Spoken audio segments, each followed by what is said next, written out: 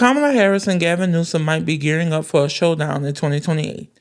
Both have done interviews recently and have made it clear that they are strongly considering a run for the White House. AKA they running but can't come out and say it. So these are two political heavyweights. Newsom, the high-profile California governor who has been a thorn in the side of Donald Trump, and Kamala Harris, the former vice president who has made it clear that she is not done.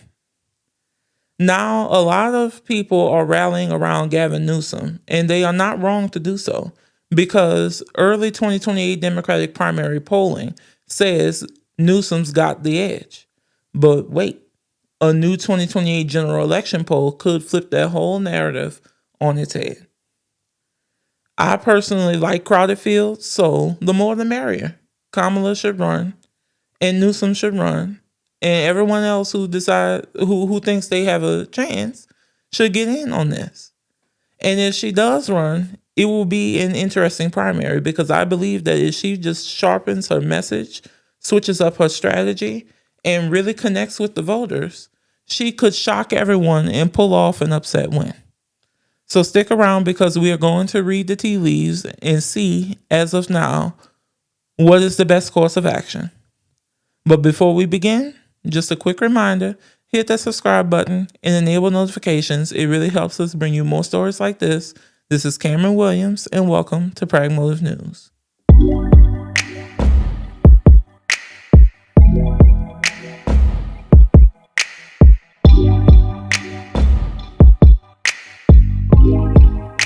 Check out these videos of Kamala Harris and Gavin Newsom interviews. After the 2026 midterms, you're going to give it serious thought. Yeah, I'd be lying otherwise. I'd just be lying, and I can't do that. There you have it. Governor Gavin Newsom isn't the only Democrat, though, considering a White House bid. Our partners at BBC News spoke with former Vice President Kamala Harris, and Harris hinted her party should not count her out for 2028. In their lifetime, for sure. Could it be you? Possibly. Have you made a decision yet? No, I have not. I have lived my entire career a life of service, and it's in my bones. And there are many ways to serve. I've not decided yet what I will do in the future beyond what I am doing right now. So I'm not going to beat around the bush and jump on the bandwagon and bash Kamala Harris. That's not who I am. I like who I like, and I liked Kamala Harris a long time ago, all the way back in the 2020 primaries. So, of course, I wouldn't mind her running again. But right now, the consensus seems to be that we should run someone who's safe. And so candidates like Gavin Newsom, Andy Beshear, and Tim Walz.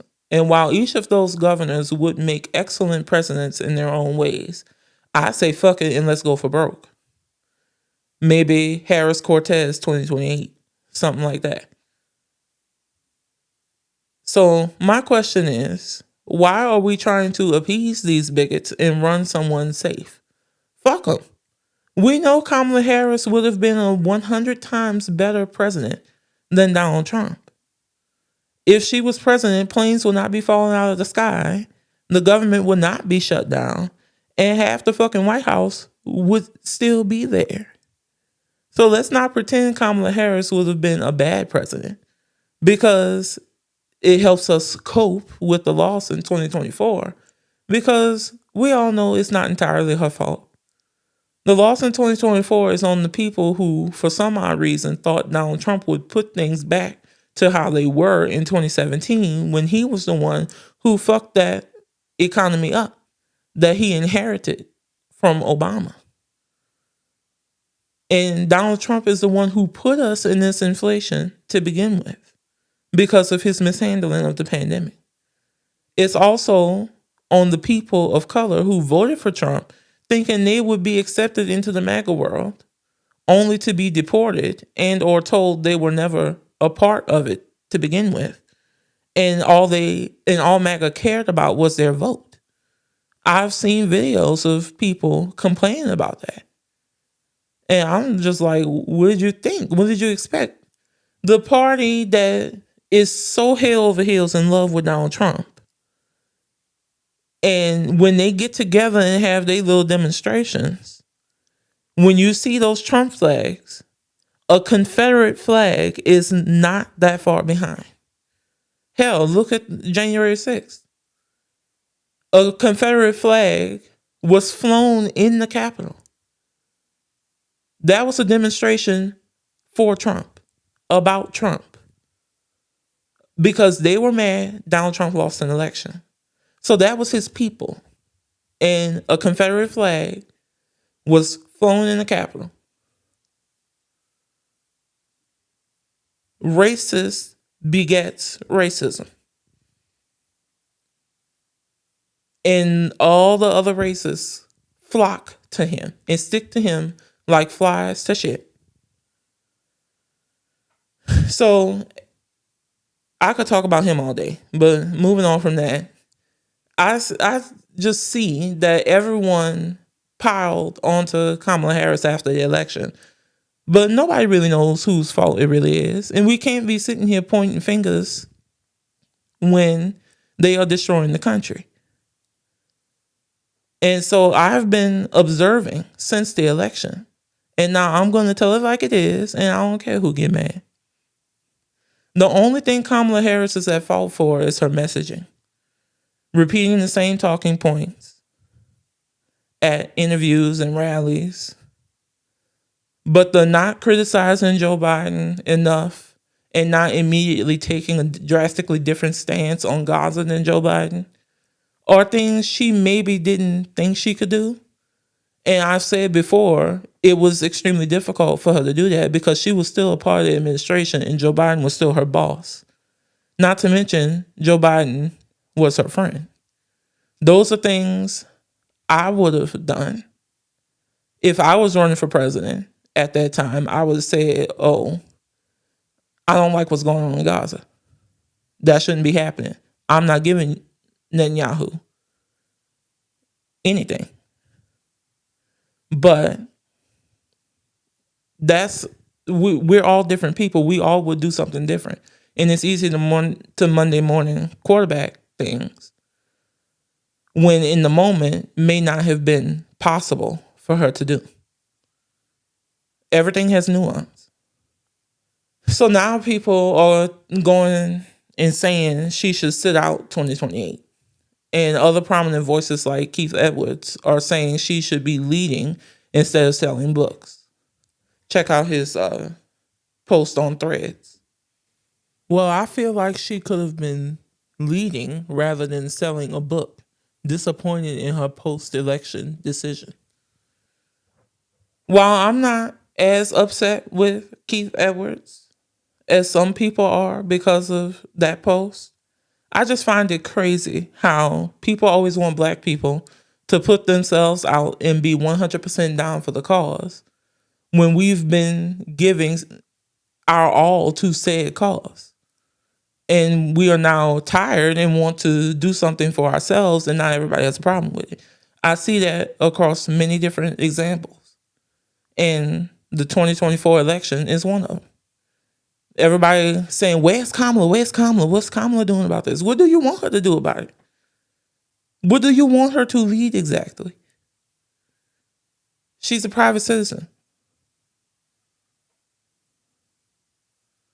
Let her do what she wants to do and what she feels like she needs to do. And just leave it at that.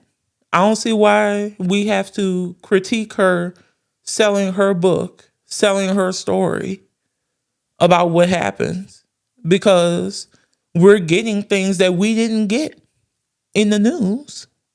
So let her tell the story and explain why she did what she did. And if she can make a little bit of money from it, then let her do it. Because again, it's her story.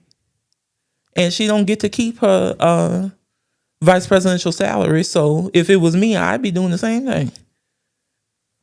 A presidential campaign is grueling. And people don't realize just how grueling it is. especially one that you only had a short amount of time to prepare for and only had 107 days before election day. And then to lose that campaign on top of that, you're asking a little bit much of her for her to stay in the fight without taking a break, especially after being vice president for the past 4 years. Like, let that lady do her for a while. So moving on, 75% of me wants to support her again because I genuinely like her and wish that she was the president, not just because I hate Trump, but because I wanted her to be president. I was, like I said, I was with her since 2020. And when she became the vice president, I was happy about that. But the other 25% of me is just wants to be petty and wants to see her run and see her win. So the bigots who didn't like her because she was black and a woman would have to see her and live under her like we got to live under cankles. Electing anyone else is a win for them in my eyes. And the other reason I would be inclined to support her is because the Trump voters who said I didn't vote for this in regards to ICE raids and losing their Medicaid and Medicare and the government shutdown and the other bullshit that he's been doing, they will now have to vote for the Democrat even if it is Kamala to end their suffering from this administration. Well, here's your opportunity to end that suffering. Vote blue no matter who, because you say you didn't want your family deported or to lose your Medicaid or your food stamps. Well, that is what the Republicans wanted. That is what they always want. And they did it. They took it. With this shutdown, they're not extending, they're not taking the $5 billion in contingency funds to feed people in November. So now all of these people who need the food stamps, they're not going to get it. Donald Trump did that. And guess what? Donald Trump is just the ugly face of that party. They are all mini Trumps. So whoever ends up being the Republican nominee for president, and the polling strongly indicates that it's going to end up being J.D. Vance. J.D. Vance is not your friend. And he was 100% down with everything Trump is doing. Just because he came out against him in the past doesn't mean that he's going to do it again. Because as we've seen, since he's been running with Trump, and since he's been the vice president, he has zero spine. My J.D. Vance video angered the maggots. They all in the comments on that one. But I stand by what I said. He is a weird, feckless loser. That's how I feel about him. Because you said what you said about him, and then the minute you saw that you can get something, you switched it up, and now you're 100% down with what he's doing. So we shouldn't let him move on from that. And y'all didn't want Kamala then, but I bet you wish you had her now. So 2028 is your do-over. Make the most of it. If it ends up being Kamala Harris again, I will be 10 toes down for her. And y'all should be too. So let's switch gears and look at the numbers. Because speculating on who should run and who might win is one thing. But what do the numbers say? What do the numbers tell us? Let's look at the data behind Kamala Harris and Gavin Newsom's 2028 Democratic primary odds. So this is the Real Clear polling website again. And as you can see, the 2028 Democratic presidential primary in New Hampshire shows Buttigieg leading in New Hampshire. So Pete Buttigieg is leading in New Hampshire with Newsom at a second place spot And in third place is Alexandria Ocasio-Cortez. In fourth place is Kamala Harris. I'm only really going to focus on the top four. In Maine, Newsom is on top by a 1-point margin, with AOC at number 2, Buttigieg at number 3, and Kamala Harris at number 4. And the Vermont Democratic primary shows AOC and Newsom tied. Well, that's interesting. With Buttigieg, Sanders at number 3 and number 4. But this time Kamala Harris is at number 5, polling single digits in Vermont. So she's got some ground to make up. And these numbers are really subject to change because we're so far out, they're not that accurate, but they're good barometers to tell us what we can, to give us a lay of the land leading into this election. So AOC is polling pretty high, so that's promising. She could pull this off, AOC. It could end up being Gavin Newsom because Gavin Newsom is leading in most of the polls. It also could be Pete Buttigieg, but Kamala Harris could come back from behind and win. And if you turn your attention to the Republican primaries, it's all J.D. Vance. J.D. Vance plus 42, J.D. Vance plus 49, J.D. Vance plus 53. So they seem to be coalescing around Mr. Smokey Eye like idiots. And because this poll down here on the 17th says that Vance will win against Newsom by 1 point in the popular vote in 2028. That's right now. I don't think that will hold. Especially not with the way this country is going to be in 2028 after all this time with Trump in here. Shit. Vance ain't going to stand a chance. I don't want to get overly cocky, but I'm slightly cautiously confident about it.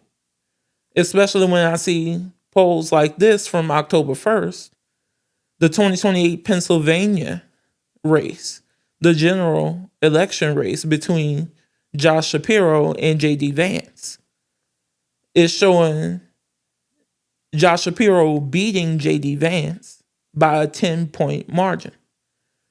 So that tells me, because I didn't see where Shapiro, in one of these polls up here, let's see if I can find Shapiro. Shapiro is polling last place in the New Hampshire primary. So, and plus we don't know if he's going to run. All of these people haven't formally announced. I just want to make that clear. But if he is only polling at a 2, if that doesn't change, then of course he doesn't become the nominee. So that puts him in a good VP nominee spot. And with him doing 10 points ahead in Pennsylvania, he's a contender for the VP spot in 2028 because that's a Quinnipiac poll. So that's a good poll. And states vote with each other. So here you see the 2024 electoral map. 312 to the Republicans, 226 to the Democrats. If Pennsylvania is blue by 10 points, which it probably won't be, most likely won't be, that's definitely going to narrow up by election day 2028. If it is, then you can basically guarantee that the full Rust Belt is blue, and then look at that, Democrats at 270, Democrats win.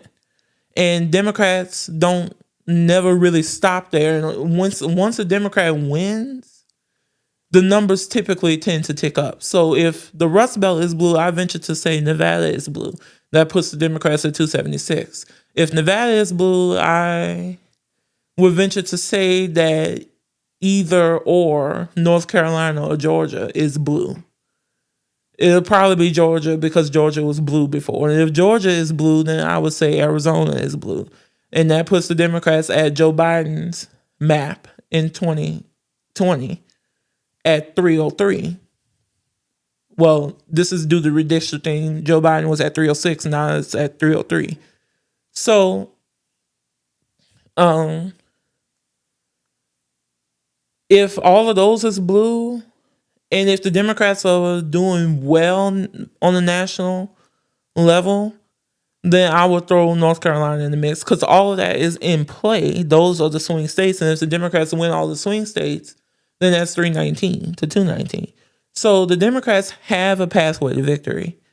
And with all of these candidates, including Kamala Harris, since some people like to count her out, with all of those candidates, Democrats have a strong pathway to victory. And that's what typically happens after Republicans have been in power, and especially after they fuck the country up, the country runs to the other party.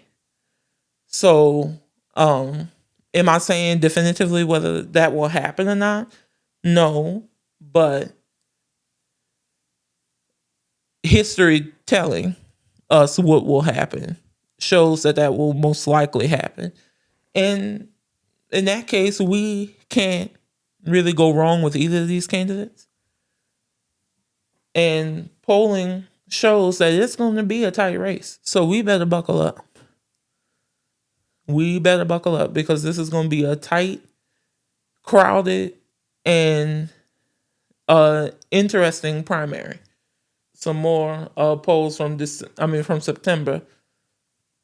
The national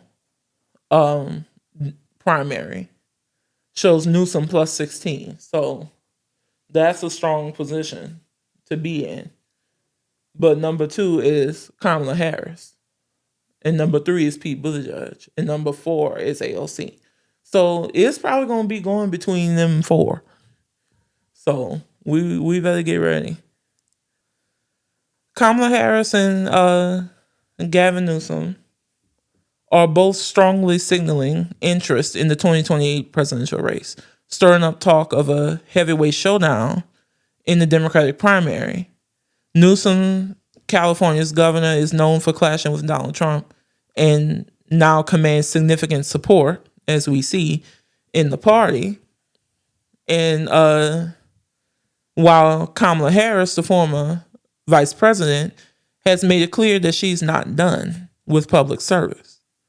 Early polls show Newsom in the lead, but general election polling, as we see with Vance being +1, shows that may not happen. That it may not happen for Newsom in the general election. I want to preface it again that this is far out. These numbers will change, but as of now, it's looking good for Newsom in the primary. So that's all for now. Like, comment, subscribe, and follow at Pragmotiv News everywhere to stay pragmotivated. Also, remember you can find us across major platforms like Spotify, Apple Podcasts, Audible, and iHeartRadio so that you can listen to us even when you're on the go. So head on over there now and follow us and leave a review. It really helps us out. And until next time, peace.